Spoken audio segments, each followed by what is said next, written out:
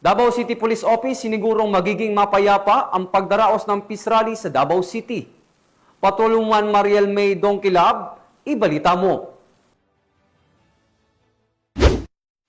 Matagumpay at mapayapang natapos ang isinagawang peace rally sa lungsod nitong Setyembre 21 taong kasalukuyan ayon sa ulat ng Davao City Police Office. Sa pangunguna ni Police Colonel Manan Caracas Muarip, Acting City Director, mahigpit na ipinatupad ng Davao City Police Office ang seguridad sa buong aktibidad sa pamamagitan ng pagtalaga ng sapat na bilang ng mga pulis at pakikipag-ugnayan sa iba pang law enforcement agencies at partner organizations. Binigyang diin ng pamunuan na walang naitalang insidente sa buong rally, bagay na inuugnay sa aktibong presensya ng mga pulis, maagap na seguridad at pakikipagtulungan ng publiko. Pinasalamatan din ng Davao City Police Office ang lahat ng lumahok sa peace rally sa kanilang mapayapang partisipasyon at sa pagpapakita ng disiplina sa pagsasagawa ng pagtitipon. Muling tiniyak ng Davao City Police Office ang kanilang patuloy na pangako na panatilihin ang kapayapaan, kaligtasan at kaayusan sa lungsod sa lahat ng mga kahalintulad na aktibidad.